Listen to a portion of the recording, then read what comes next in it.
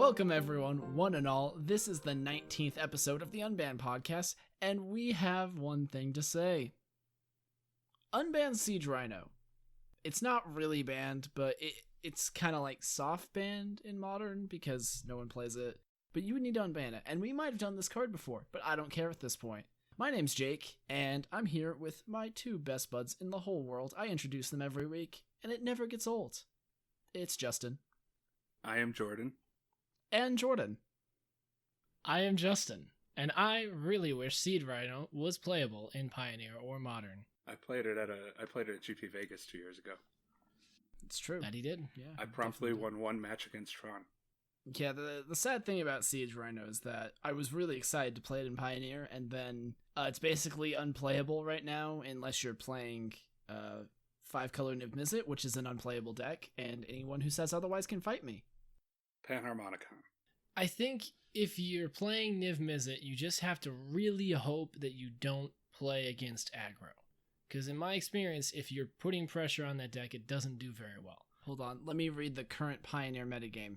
10% mono black aggro, 8% Niv to light, 5% blue white spirits, 5% Isidin Soul. Oh, here's our only other non-aggro deck so far, blue white control.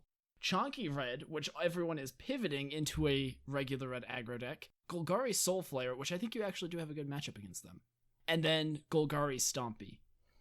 Golgari Stompy is a good deck. Maybe I should just play Isidin Soul, but it's too much like Affinity. Oh my. It's not anything like Affinity. What are you talking about? It is. We'll get into this when we get into Pioneer. Put a bookmark in this. I'll actually take a sticky note right now, and I will write, "Is it in Soul? Is Affinity on it?" Okay. Is it though? Right. This week, we're going to talk a little bit about actually some Legacy, not actually playing, but something that came out on Twitter. Not a lot of stuff really happened this week, so we're just kind of going to talk about this Legacy thing and then move right into Pioneer because we're going to Phoenix, and all I've been doing is playing Pioneer, and I'm going to start drafting this week. You guys are going to Phoenix. Yeah, Justin is not going with us because you should come with us. It's $57 for the flight. Come on. I bought a car. I don't see how this matters. I bought a car. If you wanted to be there, you'd be there with us. I mean, I would love to be there. To be fair, we're staying with family, so we have our room and board paid for, and they'll probably feed us too because they're amazing. Hi, Grammy and Grampy. Yeah, and I get a hotel that probably stinks. I mean, we could ask if you could sleep on the couch, but they'd be fine with it. Nah. They would welcome you with open arms, Justin. Don't worry. I'll go to Seattle. To Seattle, yeah, in March, right? Isn't it like May? It's June. Same thing. We are all wrong. It's in June, guys. I was closer. We're going to Seattle in June. I was the closest. I win. Wait. If we're going to Seattle in June and then Vegas in August like normal, oh my gosh, that's going to be a sweet 3 months. I'm quite excited for everything going on. I wish there was more PTQs around us, but yeah, more PTQs. Let's move to Seattle. Speaking of PTQs, Jordan, you have a gripe about organized play. What is it?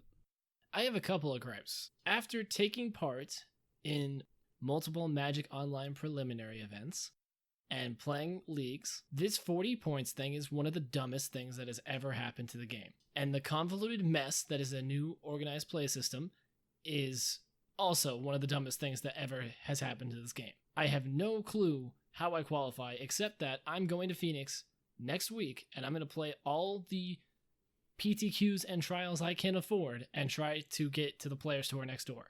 Well, if you win a PTQ, you get into the next PT. And if you win a last chance trial, you get into the current PT. Good enough. Like, if I win a PTQ and I qualify for the next one, I'll just walk across the door and watch a game.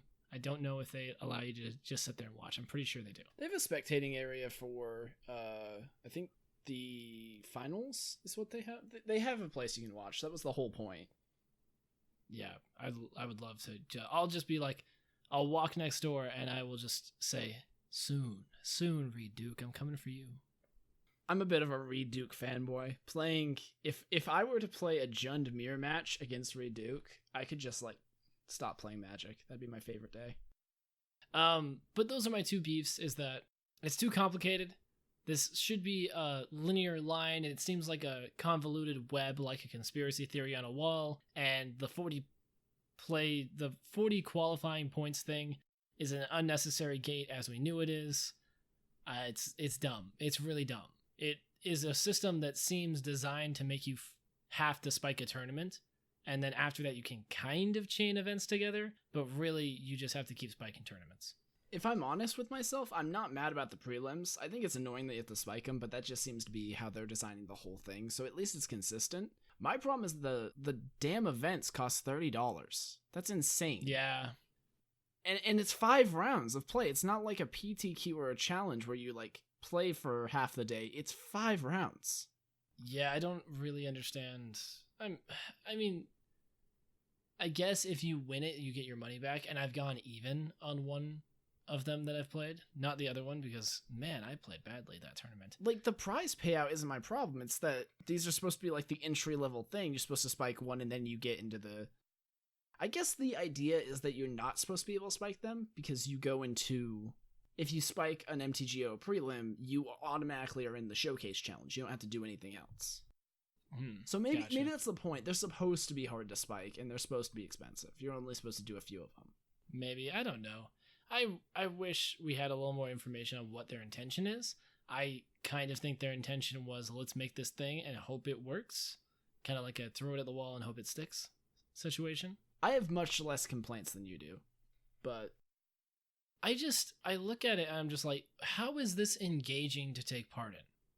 I don't think it's supposed to be engaging. I think it's supposed to be challenging. That's the thing, is that you can't just make a system that's challenging.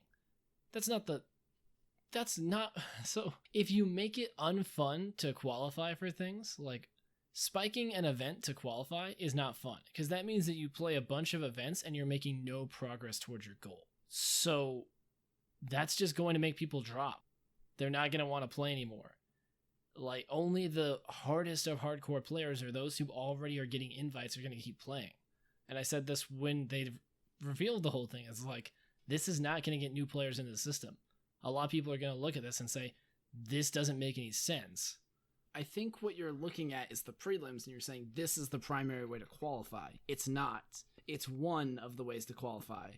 If you do challenges every week, that's another way to qualify. Or you can just grind leagues and eventually you'll get enough points. Yeah, and another way is to actually play paper PTQs. But I see Magic Online as like a way, it's like an access thing. If you don't have a lot of PTQs near you, well, there's Magic Online. You have an option. So I feel like Magic Online system should just mirror the paper system. But I don't know. Also, kind of my other issue was that all of the PTQs are standard that I've seen. I haven't seen a single Pioneer PTQ.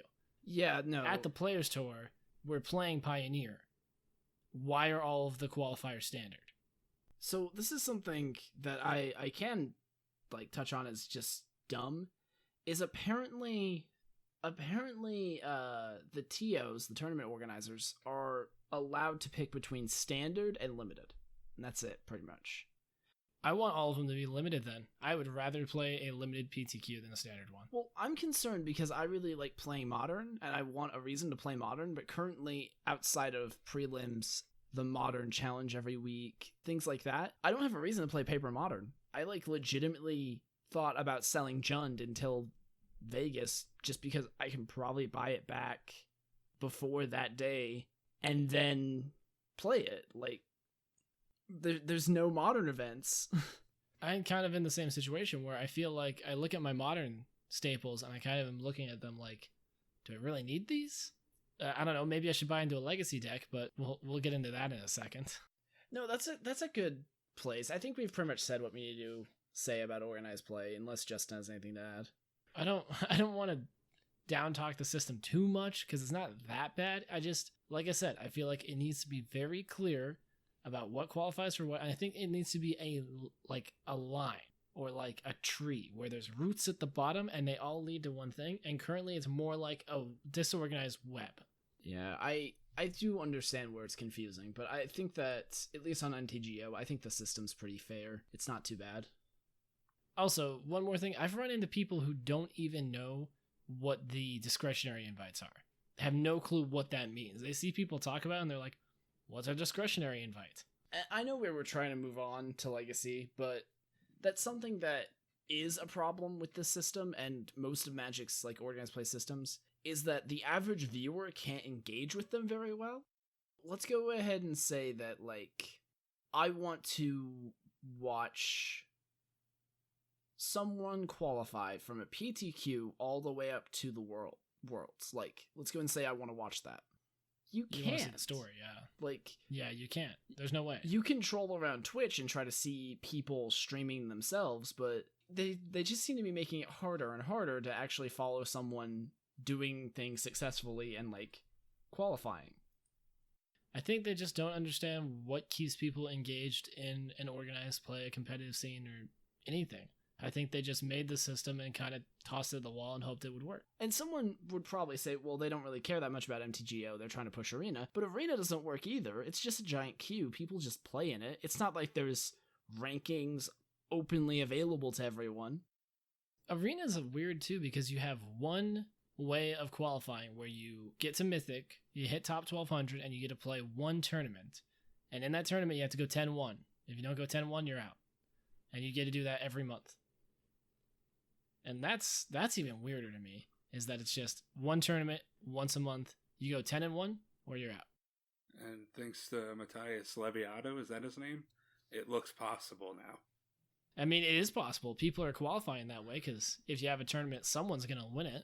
But I mean, like, it looks possible to be able to, like, get into the big stage for it. Yeah, now. it's true. I guess he did play all the way up to the top that way. You ruined it for everyone else. I mean, I think that's amazing that he actually did it. I look at that 10-1 and I'm like, I think they're going to change it to be a 2-day structure again. But currently that's in 1 day. You play all 10 rounds. I think, oh wait, it might be 9-1. I may have misspoke. I think it's 9-1 because I think it's a 10-round tournament and you play all at once. It's nuts. It's still pretty crazy. Yeah, either way. Let's move on to talking about Legacy, something else that could use some love. Some is a little bit of an overstatement. Just like an ounce of love, maybe like a drip of love to start. Yeah, you're right. I mean, a little support would be better than no support, which is why it's in our discussion this week. If Justin would like to explain. Was there an announcement I missed? I was just annoyed that there's not any on the list, or is that the thing? That was the announcement. They announced the rest of the formats for like the next what is it, quarter? Like 2 quarters Until of August 7th. Yeah, It's like the next 6 months, yeah. Okay. Sorry, I just wanted to make sure I didn't miss an announcement or something like that. For the foreseeable future, viewers, there are no Legacy Grand Prix at Magic Fests. You cannot play them. And I think there's, how many PTQs are there? Are there any? there's no Legacy PTQs as far as we know yet. No Legacy PTQs either. There's no modern Wow. PTQs right now. I think I went to the event thing the other day, and that you're just not allowed to run them, apparently. You're not even really allowed to play Pioneer at PTQs right now. It's weird. We promise we're not trying to get rid of Eternal formats. Definitely not. We love them. We're just going to drop all support for them. We love all of our players, but also sorry if you spent $3,000 on that blue-red Delver deck. I don't think they're actively trying to kill the formats. I think they're kind of moving towards, we're just going to let the community support those formats. We have our targets. The thing that was pointed out on Twitter when the schedule came out and everyone was freaking out about it was the tournament organizers are actually the ones who decide in the end whether a PTQ is which format, whether a GP is which format. But I don't doubt that Wizards has a lot of say in the matter. And one of the things that was listed, at least in the organized play AMA they did on Reddit, was they said that player numbers are what drive this. Like, the fact that people don't show up to legacy events or whatever like that. Except that they do. Yeah. A bunch of people posted numbers that pointed out that more people showed up to legacy events last year than any other type of Magic event. And it's hard to say that if we added more, we would see that many. Because if you add more, it dilutes the big ones. Because there's only one legacy event a year. If you're a legacy player, you're probably going to be at that event. Yeah, you'll make the trip. But if we add 6 legacy events, well, maybe you say, I'm going to skip this one. I can go to the next one. So it's not a straight conversion, but the fact that, like, there were 300, 400 person standard GPs about a month ago really doesn't support this argument at all. Wasn't there one that was like 200 or 150? It was insanely low. I remember hearing about it. There were so many just completely dead PTQs too, and it's crazy. Yeah, I mean, standard is better now, but like for the last couple months, it's been bad. But it is concerning that we didn't get our 1 token legacy event somewhere. I assume it has to be coming maybe later in the year, because CFB, they won't let that go. Like, they have one. I don't know, maybe they will. They still run legacy events at their Magic Fests, so they've got to do one, right? Yeah, I mean, Vegas is usually, like, don't they usually run a legacy event at Vegas every year? Was it there last year? I don't remember them running, like, a legacy event. They've run some Eternal stuff, like they did the old school World Championship, but I don't think they had, like, a legacy World Championship or anything like that. They didn't do a legacy Pro Tour either? You mean Grand Prix? Yeah, Grand Prix, sorry. Yeah, no, it wasn't in the main event. I wish it was. That'd be awesome. I would straight up build mono red in Legacy in order to play that event. I just want a reason to play a deck I've been building, you know? Like, it's fun. I kind of want to sell my stuff and buy a Legacy deck, but I don't ever have the option to play it. Yeah, we probably have less equity in Legacy than Modern right now. I could get some uses out of my Phoenix in there. I could play Delver. I love Delver. It's so good. Like, here's the thing, though. I do understand why they're trying to maybe back away from it a little bit, because, you know, the more Legacy gets brought up, the more people complain about the reserve list. And the fact that they don't have a set reprint structure to reprint the cards that aren't on the reserve list. Everybody's just barking their ears off at this point, and there's like... I think they should just give up and give the people what they want. We want dual lands, dang it, and it would print money if you put them into a set. I think... Even if you get sued and you have to be taken to court by the collectors, which I don't think they would really win. I don't see how they have a case. I think the legal fees would well be covered by the hype driven by reprinting Black Lotus into a set. Maybe. And maybe you even don't do it as like a full, Black Lotus is at Mythic in this set, but you do like maybe a special release. What if they did what's it called? What's the thing that's coming right now? The drop series. A secret layer, but with a those, secret layer, with, like, but with the Moxen list? and the Lotus. Oh my gosh! Yes. $100. So it's print on demand. Like, whoever buys it gets one, max like 2 per person. So you're telling me that I'm guaranteed to get power? Yes, for $100. That thing, they would crash the website again. That thing would sell so quickly. Every single Magic player would want that box. Every single one. If you have $100, you're buying that thing. I'm not gonna like accept anything else. What if it was like 200 or 300, like $300? Do you remember how much Ultimate Masters was? That thing was like $320. People bought it like hotcakes. It sold out at stores. Magic players have disposable income, and they will pay for cool stuff, even if Wizards jacks the price up. And the coolest thing you could have, like, imagine everyone who's like, whoa, I can play Vintage now. And instead of $25,000, it's going to cost me $200 to get my start, to get my power. Yeah, no, they would immediately sell out. I think you could safely reprint dual lands and not have a big problem with the reserve list. So a drop series with all 10 dual lands. Yeah, something like that would probably work and people would not be too upset. I don't think you can reprint Black Lotus. Yeah, I kind of jumped the shark there a little bit. With I don't. The Moxen and everything, but you can't reprint the card that sold like a near mint perfect copy of it sold for $150,000. I don't know. I think that if you reprint any of those cards, the original versions still hold their value. I mean, look at Birds of Paradise. How much is someone pull it up right now? How much is the alpha version of Birds of Paradise? Ooh, got you here. I'll give you a hint. It's expensive. It's real expensive. The cheapest card in Alpha, it's like $30. Yeah, and it's a card that's like completely unplayable, and people basically just want for some nostalgia. It's $4,499. $4,000 for an Alpha Bird of Paradise. That's near mint from Card Kingdom. I was about to say, we're getting TCG player 1,400. Yeah, so that's a card that's been reprinted like 40 times. I know that's not the exact number, but it feels like Birds of Paradise is evergreen. It's going to get reprinted in like everything.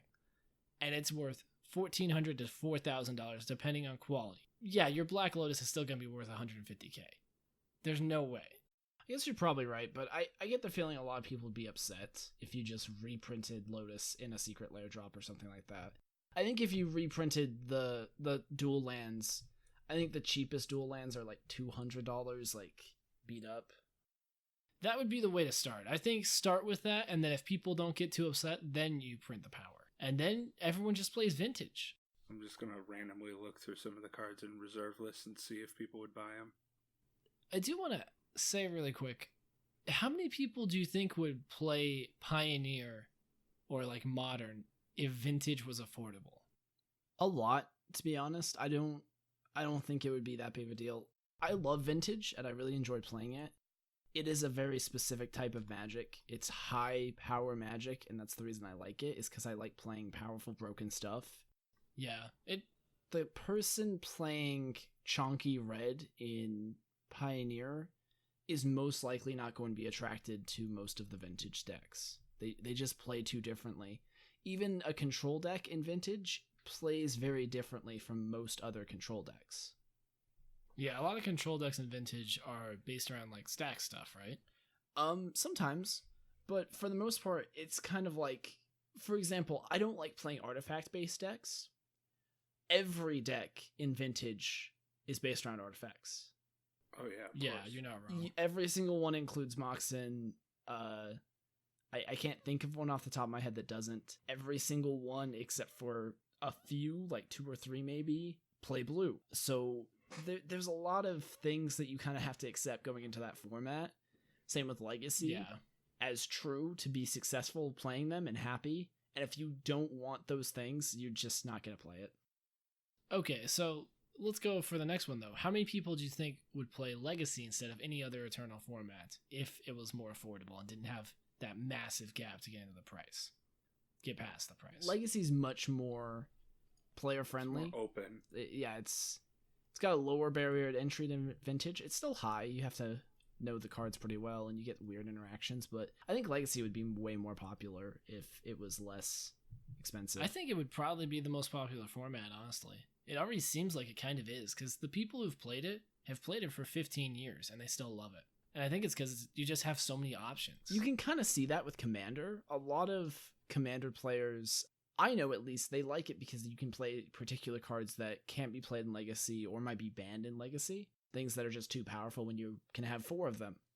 But I think the best part of Legacy is that even though it's a format that goes back to the first days of Magic, technically, cards are still getting added to it. Like, it's kind of changing up. Like, even looking at the most popular deck, Blue-Red Delver, runs 3 Dreadhorde Arcanists and 2 Brazen Borrower in it. I remember the first week when they started running Dreadhorde Arcanist, I'm like, oh yeah, that makes a lot of sense. Like, they're still adding cards to decks in this and making it better. There's a whole deck based on Snow and Oko.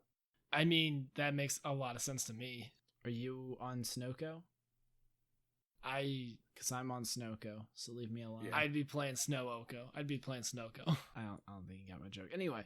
It's just funny. Also, I want to call out, I need a Rock of Kara Ridges reprint since it's on the reserve list. 3/3 Flying Bird for 3 and a red. That is it. It's a 3/3 flyer. Yes. How much is 4 it? mana. I don't know how much it is. I just know it's on the reserve list. Let me check. Hold up. Yeah, I was going to say, I want to know. Okay, so if you want to revise one, it's only 20 cents. That one's not that bad. Yeah, it's about 135 for alpha. The one I'm seeing on TCG Player is used. Like, hold on, let's see. What's the quality on this? This one's 230, and it says, is it near mint? Oh, no. Market. Yeah, it looks like it doesn't even exist on the market. I'm guessing this is like the price for a near mint one. We need more on the market. We need more Rocks of Care Ridges, okay? For the old school players. I need my mono red Flyers deck to be good. I think it'd be cool to see old school get a resurgence as well, because I think the only reason why more people aren't interested in that format is because of the monetary barrier. I think a lot of people would be interested in playing like, hey, what was Magic like when it first came out? If, you didn't have to pay $25,000 for a deck. So I guess to sum up, we should say reprint things, please. We don't want our cards to be worth this much. I mean, my legacy deck isn't expensive, but your guys' are. It's just the land base, man. Delver is not an expensive card. You could play Pauper Delver. It plays the same spells as Blue-Red Delver and Legacy. It's just the land base. I mean, it plays 4 Force of Will. Yeah, that too. Force of Will is pretty expensive. So it's like Force of Will in the land base. And that's been reprinted. Yo. Yeah. Where's our Force of Will reprint? We should probably be getting one We of those. got it. Eternal Masters too. Let's go. It's not even on the reserve list, Wizards. Where's Force of Will? It was an uncommon in its original printing. Hey, can I actually mention one more thing in reference to Legacy, and then we can move on? I genuinely think Legacy and Vintage are going to be on MTGA. I've mentioned this before. They put Black Lotus in. They coded it in. I think that might be their plan to get around the reserve list, is just put it on MTGA so that anyone can play it for free. I could see it. I don't think they're going to go Vintage. I think Legacy is pushing it even. They literally added the Moxen into the game, though. But coding those is easy. They're lands. It is easy, but, I mean, why waste your time doing it unless you're just going to say, you know what, you can use it. Give us Historic, but with Moxen. Let's do it. A lot of the weird cards in Vintage, you don't have to actually code in because no one plays them. It's kind of like Pauper and how they released it on MTGO, and they're like, we have this base of commons. These are the ones we think people will play. If you have other cards that you think we should add, tell us. But we're not adding all of the commons in all of Magic all at once because it's a lot. That's the same thing with Vintage. You just start with the core bits, and then maybe you move on to other stuff as things become relevant. Let's say, Jordan, here's what commons would you like? And he slams the desk in anger and yells brainstorm in their face. If they had Pauper and they were putting Vintage on there and they didn't have brainstorm in, I would walk to Wizards headquarters and I would find someone and I would give them an angrily worded letter. We could go to Wizards HQ and we go to Seattle. Oh yeah, technically we could. We could go to the parking lot. They would not let us in, obviously. I know, but we could just sit there and be like, print brainstorm in MTGA and then walk away angrily. I'll make a picket sign. If I ever visited Wizards HQ, even to do something like that, I would just write a nice note and just slide it under the door. I wonder how many people have done that, by the way. Crazy Magic fans who are like, you banned my faithless looting. I don't think anyone has done it yet, but people have put signs up near it. Just slap a sticky note on their door. It just says print dubious challenge support and walk away. I wonder how much it would cost to get the billboards next to it. You could put subliminal messages on them to abolish the reserve list. And then Joe on his way home is like, what does reprint Force of Will at uncommon mean? They already did. It's called foil. That was common. Yeah, I know. It's even better. I said uncommon. Yeah, you're right. Sign that says print Tarmogoyf at common. Print Tarmogoyf at common. He deserves a rare reprint. That's what Channel Fireball's going to do. They're at the end of this year, before the end of this year, they're going to be like, Legacy players can have a Grand Prix as a treat. Hey, we're on the memes. All right, let's move on to Pioneer before we get deeper. They're like, let's announce one more Grand Prix for this year. Grand Prix St. Petersburg. Or no, Grand Prix Siberia. Here's your Legacy Grand Prix. Juneau, Alaska. Dude, Juneau, people would blow up that town. How about Grand Prix Antarctica, your one Legacy Grand Prix? How many people do you think would show up? We're happy to announce, we've heard you. We know that you are very excited to play this Eternal format. It's got so many crazy interactions, and Delver is one of the top decks. Pauper Grand Prix, and then the Legacy fans just die. Oh, dude, I think a lot of the Legacy players would actually show up. They should do a Pauper Grand Prix. A lot of Pauper decks play similarly to Legacy decks, so I think people would show up anyway. Like, you want your Legacy Grand Prix? Welcome to welcome to Grand Prix Moon Landing. Grand Prix Mars. They do Grand Prix Niagara Falls again, but you have to play in the falls. You have to play on the Maid of the Mist. Yeah. Your thousands of dollars flushed away into the water, literally. Hope you triple sleeved. Okay, Jake, take us into Pioneer Time. Get us out of this meme territory. All right, so this is supposed to be the main topic of the podcast, but we have best laid plans. We love Legacy. It's good. And we love complaining about things. Eternal Masters 2. But Pioneer looks great, so we're going to talk about it for a bit. This weekend is the first two PTs of the year. They're both Pioneer. The Players Tour this weekend is Europe, Brussels, and Japan/APAC is in Nagoya. I guess Nagoya, Japan, right? And then the week after that, the one we're going to is Phoenix. And I will play anything that will qualify me for the Players Tour. And maybe the main event. I might have to get a standard deck together. I'm probably going to play Gruul. Oh, is the main event standard? So the GP is Pioneer, the PT is Pioneer and Draft, and then all of the PTQs are standard. Except for those trials. Those are Pioneer, right? The trials are Pioneer, and you have to play the same list in the trials as in the main event if you qualify. I better get my list together. I just don't like the fact that they seem to have put this thing together. They said, okay, this looks awesome. We're going to make it big Pioneer Players Tour weekend. All the PTQs are standard. Yeah, I'm so tired of that.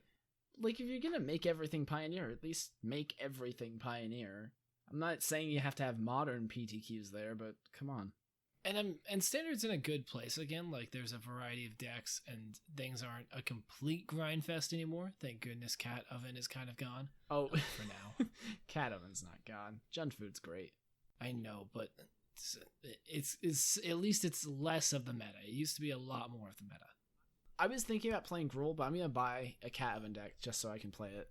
Yeah, I mean, don't have to worry about playing 7 straight Cat Oven decks in the normal freaking best of threes in Arena. Cat Oven isn't that annoying until you play it 6 times in a row. Then it's really annoying. So I will probably never play Jun Food in paper because it just is too much for me. It's a lot of triggers, it's a lot of token making, it's a lot of keeping track of things, but I love playing that deck online. It's so much fun. In other news, though, back in Pioneer, I just wanted to go over some of the decks that are seeing success. I've got some stuff pulled up, kind of like we did last week with the deck lists, but I've been testing this for the past week, and I'm kind of taking a little bit of break because there's Europe and Brussels this weekend, and I'm sure something will come out from that looks really promising. It might change what I want to play. I'm interested to see if anyone breaks the format in half at this Players Tour. Yeah, me too. I don't think it's going to happen, but everyone spent the last 3 months trying to break it, and then they come out with Theros Beyond Death. And there's some stuff in Theros Beyond Death that I think is just obscene. Like, for instance, Underworld Breach, my number 1 from our top 10s. People are actually using it in the format, and the decks look pretty good. They're basically just like the Storm decks that people were already playing, the Stormless Storm decks. I know it's called Lotus Field Combo, but I like Stormless Storm. The Lotus Field Combo decks, I need to go play a league with one, because I don't think it's good enough, but if it is good enough, it's the best thing to do. From what I've seen so I haven't played a league with one yet either. I haven't touched the deck, because I watched a couple of people who are way better at playing Storm than me play them. And it's like Storm if Storm was clunkier, is what it looks like. Because you kind of need to hit your land drops, because you got to get your Lotus Field down, and then you need more specific cards, whereas Gift Storm has a bunch of redundant pieces for cantrips, and it ends up being kind of weirdly janky. But some people are playing it to really great success, so who knows? And when you play Storm in... So this is a 7-0. It happened on the 19th with Breach Lotus Storm. So it's obvious you can be consistent enough to win.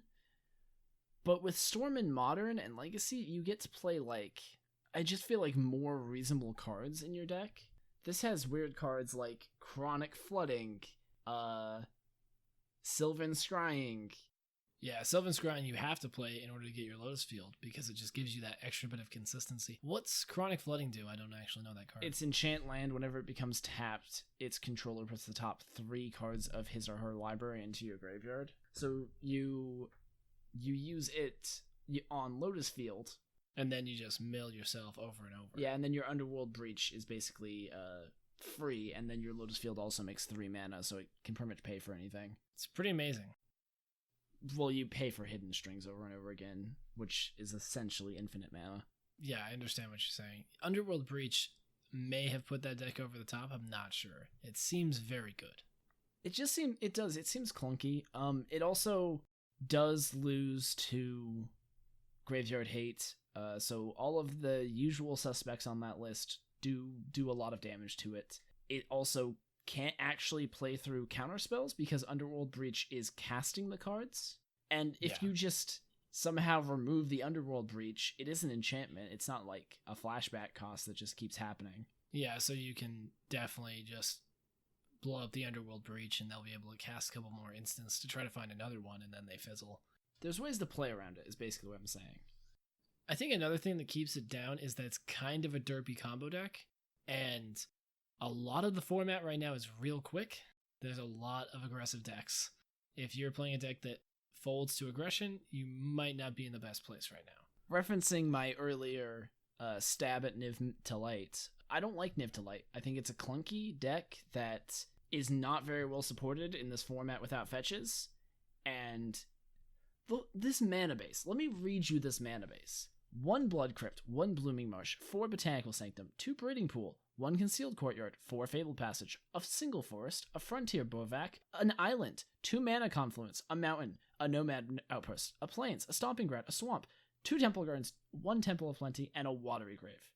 If we had Blood Moon in this format, I would be drooling right now. Right? Like, I understand that it's a 5-color deck in a format without fetches, but I cannot believe people look at that mana base and are like, yes, we want to play that in our competitive Magic tournament. That seems consistent. Is Field of the Dead banned? Field of the Dead is legal. Very legal. Wait, no, Field of the Dead? Oh, Field of the Dead is completely banned, yeah. Okay, I wasn't sure. I thought you meant Field of Ruin. I'm like... No. Which is kind of important, by the way. Yeah, Field of Ruin seems sick, actually. They have like 2 basics in their deck, right? 5. They have 1 of each. 1 of each. Oh, okay. I think it's important to tell what the payoff for this is. The thing is, if you built this 5-color mana base and it's like, if we cast Niv Mizzet Reborn, we win the game, I think I'd be down for it. But I've played against this deck multiple times, and you cast your Niv Mizzet Reborn, and then you don't win. Like, you have a 6/6 that just drew you 7, and you're still not winning. I mean, you're going to start to take over the game very quickly after that, because you just refilled your hand. I think that's just something that maybe the quality of player I am playing against is not good enough, but somehow they aren't converting the cards they get into a win. Well, so in Pioneer, it feels like a lot of decks have access to a lot of good cards that grant card advantage. So if you're trying to bury people in card advantage, you have to get really far ahead. Another one that is pretty prevalent, and I don't see it do that well anymore, but it seems like it's good, is all of the ramp decks. I keep getting told that these are clunky decks, but I always lose to them, and they always seem to go off. I played 3 or 4 leagues with Mono Green Ramp, and London Mulligan fixes all your problems. Like, you're like, oh, this is going to be clunky, and then you just mulligan twice, and you have the right hand. Okay, so it is a good deck. I saw some people saying, no, this isn't it. I'm like, are you saying that just because it's not Tron? Because it seems very good. If I were to pick a best deck, I think it's still just Mono Black Aggro. It has been since it had 2 bannings against it, and it's still just great. It is very good. Thoughtseize, having access to Thoughtseize in this format is a really big deal, and that deck just has a lot of redundant creatures that always come back from the graveyard and make me sad because they hit me in the face. I had a bad experience, okay? Overall, I think Pioneer is just a sweet format, and I can't wait to see what people do with it this weekend. But I'm over here just kind of panicking because I have no idea what the hell to play. Yeah, I'm a little shaky on what to play as well. I want to play Phoenix, but having played a few leagues and 2 prelims with Phoenix, I think the deck is bad. I don't think it's good enough. It needs something, and it needs Faithless Looting. That's what it needs. It needs Faithless Looting or something. It just doesn't have the consistency that the modern version did, and it's up against things that put so much pressure on you to act quickly and bring back Phoenixes on turn 3 or flip a thing in the ice quickly, and you just can't really do it. It's really irritating. Or, alternatively, I'm a terrible player and I should stop playing Magic immediately. That's a possibility. I don't think that's it right, but, whatever. I think that's a little extreme. Sounds a bit hyperbolic. It's interesting because, I've been looking at Is It Prowess, which is a budget deck, and thinking, I think that might be better than Phoenixes in this format. I think that might be a better use of Treasure Cruise.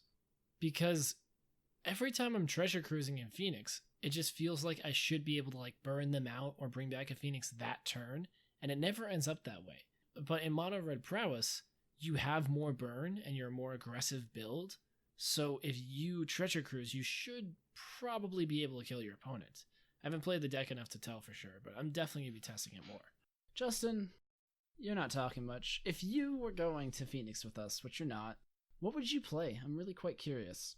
That's rough. I'm not a meta player. You guys know this. I don't know if the listeners know that. Right. I'm really not one to play with the meta. I think they're aware. That's the reason I want to know, though. Since the beginning of Pioneer, I've been trying to say, hey, Eldrazi might be a thing again. And I would really want to play an Eldrazi deck. Not to toot my own horn, but mono green Eldrazi I put together seems kind of fun. Because another pet card of mine, Eldritch Evolution, seems pretty good with Matter Reshaper into Reality Smasher. That's just me. So it's not a ramp deck, it's like a mid-range deck with Eldrazi. With a lot of Eldrazi. Well, it's got 4 Elvish Mystic, 4 Llanowar Elves. I mean, I think if you're not playing those, then you're doing green wrong in this format. Here Fair enough. Is a question for you, Justin. Have you thought about Enigmatic Incantation from Theros? 1 second. Let's see if I have. Oh, I know exactly what you're talking about. Isn't that 5 mana to cast? I believe it's 4, and I mean it's kind of cool though. I don't know what to say. I get that for sure. I understand that, but I don't know. I like Eldrazi, and then I forgot Ugin the Ineffable was a card, which is just Eye of Ugin as a passive ability, except it's colorless spells, not Eldrazi. Right. I'm over here thinking Vanifar Pod, but with Eldrazi. Mm-hmm. Well, that's why Eldritch Evolution is the thing. Yeah, so you turn your Llanowar Elves into things. You could turn your Llanowar Elves into a Matter Reshaper. You could turn your Eldrazi Mimic into a Thought Not Seer. Like I said, turn Matter Reshaper into a Reality Smasher and then get something potentially from Matter Reshaper. Yeah. I think that seems very good. And then you can play things like Blast Zone. Castle Garenbrig's really good in the deck, if you ask me. Honestly, that's how the traditional mono green lists operate, is they run that Castle Garenbrig. It's irritating. And then you've got awesome things in sideboard like Warping Whale and Pithing Needle, Grafdigger's Cage. Granted, those last 2 are cards you can play in any deck. But Warping Whale and Spatial Contortion seem like good cards that you don't see too much of. Yeah. It seems pretty good. It's kind of like a different take on the mono green decks, for sure. Yeah, I don't know. I'm just kind of... I want to push Eldrazi because I think it's a cool thing. I miss Eldrazi kind of, I don't want it to be as oppressive as it was, but I just want to see it. I just want it to exist. I mean, fair enough. I have never really enjoyed playing with or against Eldrazi, but I do admit that some people love them, and they have a right to exist for that reason. You know what the biggest thing that caught me off guard about Pioneer? I really thought Aetherworks Marvel was going to be a thing. I was thinking the exact same thing. I was looking at the one of Ulamog in my list, and I'm like, I remember Aetherworks Marvel. Yeah, I remember when people tried to play it for like a week, and then everyone kind of realized together that a braid exists, and the only reason why that card was a problem was because a braid didn't exist in that standard for the longest time. No, a braid was in the format with it for a little bit. The reason why it doesn't work in Pioneer is because the things you could spin into, like your backup payoffs, are much worse in comparison to what it was in Standard. In Standard, you were like hitting Chandra Flamecaller and like, you know, the 3/2 that got banned, whatever it was. The energy card. Rogue Refiner. Rogue Refiner. Oh. You're like hitting things like that, and those things are like quite powerful in Standard at the time, but hitting them in Pioneer is just not quite as good. Good point. I don't know. I feel like just hitting Eldrazi with it. I think honestly the other problem with it is that it's just too slow. Yeah. Turn 5ing and Ulamog is a really big deal in Standard, but in this format, turn 5ing and Ulamog is like a turn slow. I think the only way you could save it with this deck is playing Ugin. Like, I'm looking at one of the Aetherworks Marvels decks, and it plays 3 Ugin. I think Ugin's the only way that you could, like, recover in this deck from being so far behind doing your first real thing on turn 4. Yeah, I think also it's just more effective to play the mono green ramp lists if you're going that route where you're just powering out an Ugin or an Eldrazi. I got absolutely housed by an Ugin off a mono green list in the prelim. I feel like everyone forgets that card is in the format until it's cast against them. Or at least I did. I was like, wait, Ugin's in here, but Karn isn't? This is weird. So, any other sweet Pioneer decks? Green-black aggro, which is probably why I'm going to play it, Phoenix. Yeah, that deck looks really good.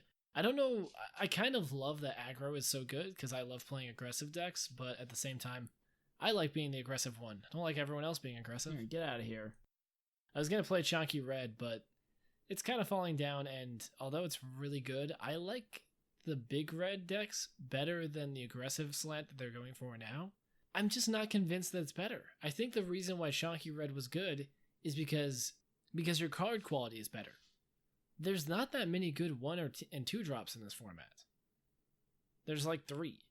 And I'm just looking at these decks, I'm like, your card quality I think is better with Chonky Red. But I guess you have to slim down in order to get under a lot of the decks that people are playing now and race against mono black aggro. You know, a card that I just looked at that I feel like isn't getting enough recognition either is Blood Sun, especially with Lotus Field. Yeah, but Lotus Field isn't that prevalent, and there's better ways to stop it. If a real lands deck popped up again, like Field of Ruin, you'd see Blood Sun come back.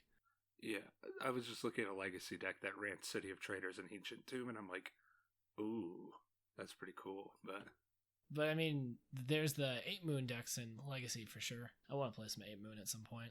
yeah, I might brew around Blood Sun now, just because I think it's a fun card. It is a fun card, but that's why it's not as good as Blood Moon or Magus of the Moon. It's because it's fun in that it doesn't shut your opponent off of mana.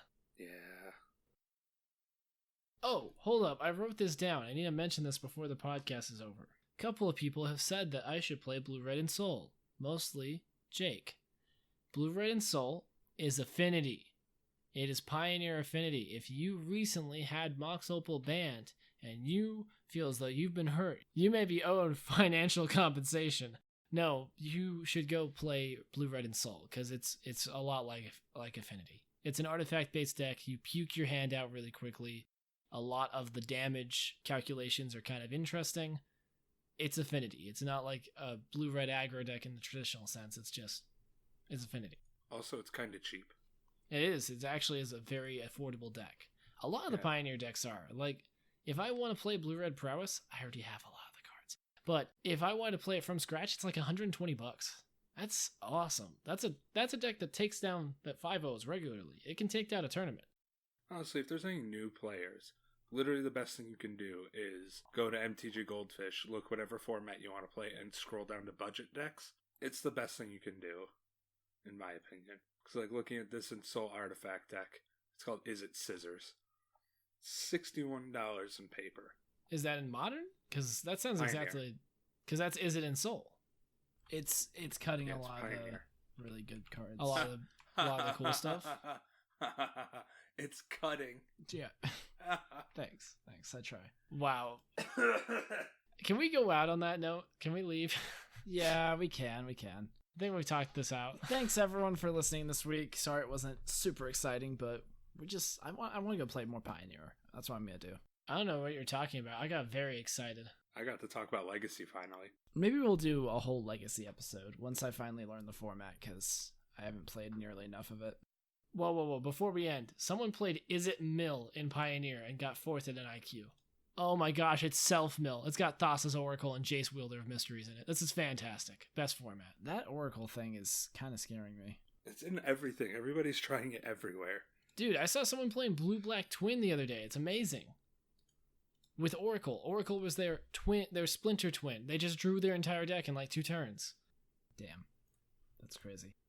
Thank you everyone once again for listening. Justin is dubious_Justin on Twitter, dubious_Challenger on Twitch TV and YouTube. Go follow him because maybe he'll play some Legacy. Someday. Do it now. Jordan has been Is It Fox. He's Is It Fox everywhere. It's Twitch, Twitter, YouTube. Follow him. He is getting more into streaming. We say that every week, but seriously, go watch. I haven't streamed yet because my computer broke. And by my computer, I mean Streamlabs. It's a sad day when your streaming software breaks, huh? It was rough. I don't know how I'll get through it. But 1 tier. He's Jake the Jackal. I'm Jake the Jackal. I stream on Twitch. I tweet on the Twitters. I have a YouTube channel. I post on it not enough. And that's it. Yeah. We will see you guys next week, but before then, let's ban Siege Rhino. Sorry, friend. You're soft banned in every format. You're gonna die for the sins of Nib Mizzet. You're gonna die just to try to get us one Legacy event this year. Anaheim. Please be Anaheim.